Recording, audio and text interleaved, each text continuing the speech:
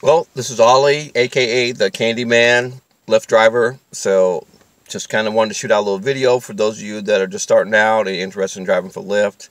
What I do is just go out on the weekends and the evenings sometimes, trying to make a little money. I keep a bottle of water, and of course, I keep candy in my car. Typically, I go to the dollar store or the Dollar Tree where it's inexpensive candy and buy a few bags, mix it up, and I have a little container in the back. And that little container is just a little tub that sits in my cup holder next to the bottle of water. So they can help themselves if they like some candy.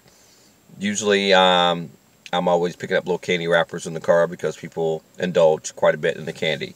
That's just like a little icebreaker. Of course, I try to keep some good music playing. So I have Spotify. That's just my preferred service. And I can download all kinds of music, and I keep it on a tablet where I can have playlists and play music that kind of mirrors to the person that's in the car. So a lot of times what I'll do, if they're a younger generation, I'll play music that they listen to. And if they are maybe even a different nationality, and if I have something of their um, national origin, I'll play that, and they enjoy that music as well. So music just does something for people for some reason, and when they're tapping their feet and singing along with the music, you know they're enjoying themselves. So sometimes that does reflect in the tips between the water, the candy, and the music that's playing, because now they feel at home.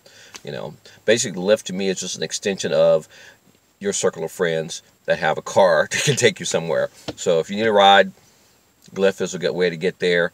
And by the end of the ride, hopefully, you've been a new friend. You know, and of course, I have had quite a few people that have been repeat just because of chance that I've been out when they were requesting a ride. So it's good to see those repeat people coming back and greeting them again. So it's almost like having a clientele, even though I don't know when they're going to request a ride. It's just pretty much random.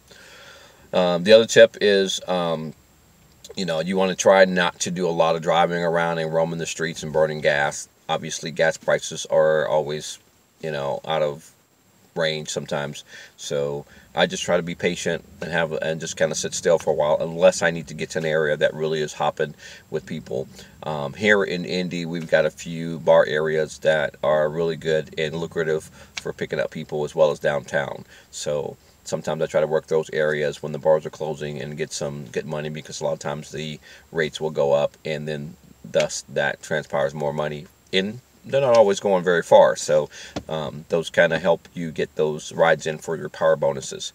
So if you're not familiar with that with Lyft, whatever the bonus is in your area, you have to get a certain number of rides per week to get the 10 or 20% bonus. You know, I always set a plan so I can be working those hours to get those bonuses, and if possible, and then that's just extra money. So if there's a 10% bonus and you make $300 in rides, and you're going to get a $30 bonus, $30 a week, that's $120 a month you're making, you know. So definitely worth it if you can get those rides in, and then usually not extremely large amounts of rides. The 20% usually is a lot more. I've hit that a couple times, but that's a lot of driving. So if you do have even a late model car, you want to keep your maintenance up, what I do is usually look for oil change coupons where I can get oil change for about $20. Keeps the cost down to a minimum. That's about as low as they'll go.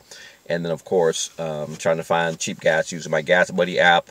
So even 10 or 20 cents a gallon can add up at the end of the week when you're filling up at least twice a week maybe. So those are my tips if you're going to be driving for Lyft. Like I said, just have fun with the people, and whether you provide refreshments or not, that's up to you. But typically, that does help people feel better and soothe them and feel at home. So good luck, and I'll have a link with my code. So if you're signing up, you'll get a little bonus when you put in a certain number of rides. And thank you very much for watching my video.